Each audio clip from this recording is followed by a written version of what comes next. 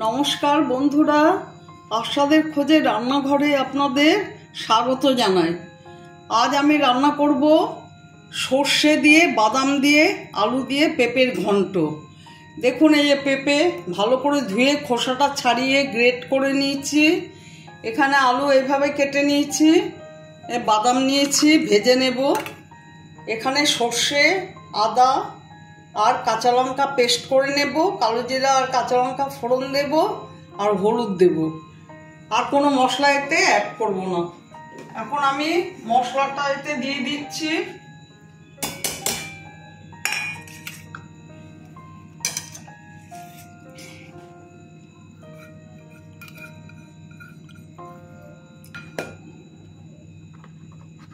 হলুদটাও একবারেই আমি দিয়ে দিলাম। গ্যাসটা অন করে দিচ্ছি। কড়াই গরম হতে হতে মশলাটা পেস্ট হয়ে যাবে। কড়াইটা গরম হয়ে গেছে, তেল দিয়ে দিয়েছি।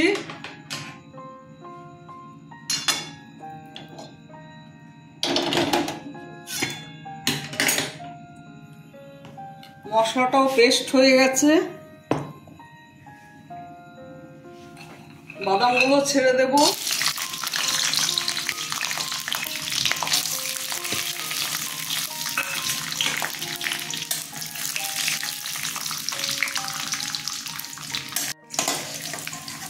বাদামগুলো ভাজা হয়ে গেছে, তুলে নিচ্ছি।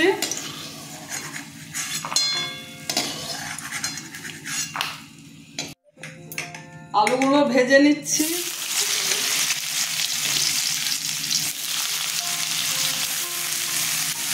হলুদ দিয়ে দিলাম,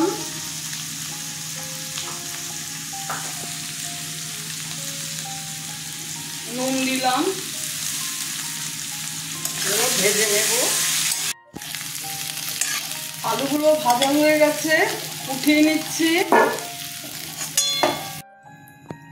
আর একটু সর্ষের তেল দিয়ে দিচ্ছি।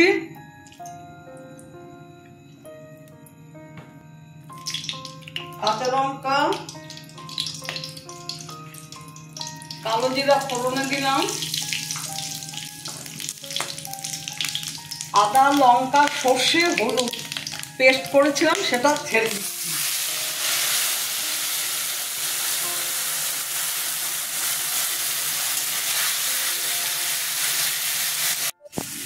মশলাটা কষানো হয়ে গেছে, পেঁপেটা ছেড়ে দিচ্ছি।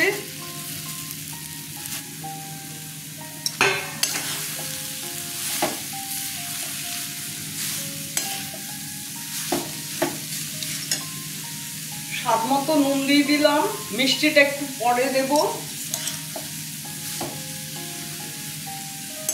ভালো করে এটা কষিয়ে নেব।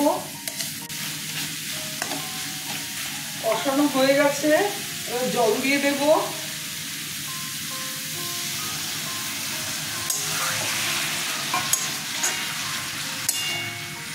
আর একটু জল দেব।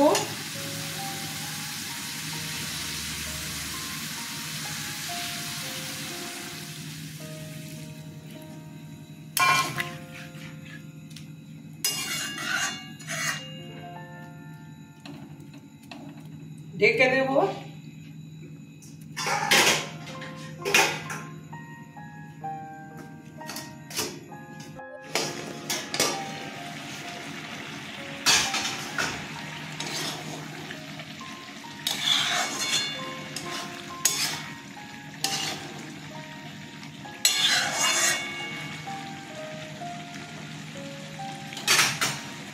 স্বাদ মতো চিনি দিয়ে দিলাম। দুটো কাঁচা লঙ্কা দিয়ে দিলাম।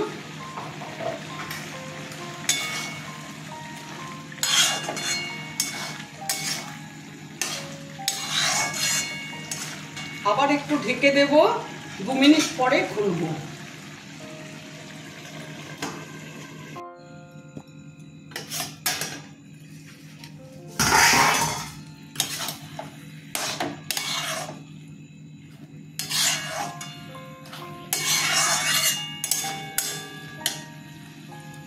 আলু ভাজাগুলো দিয়ে দিলাম।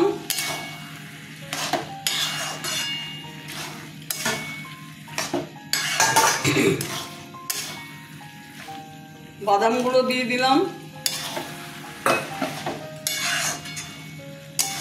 আমার রেসিপি প্রায় কমপ্লিট।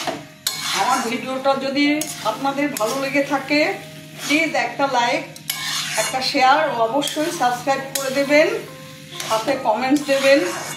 আপনারা ভালো থাকবেন, সুস্থ থাকবেন। আমার ভিডিওটা দেখার জন্য আপনাদের ধন্যবাদ। আপনারা এইভাবে পেঁপে গ্রেট করে আমি যেভাবে রান্না করলাম করে খেয়ে দেখবেন, মনে হয় আপনাদের ভালো লাগবে। আমি এখন গ্যাস অফ করে দিচ্ছি। মিনিট 2 পরে আমি সার্ভ করে দেব। ঢেকে দিলাম।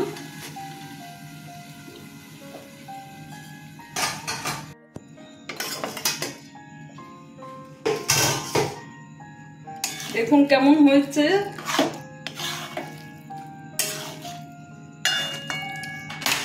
এখন আমি নামিয়ে দেব, নামিয়ে সার্ভ করে দেব।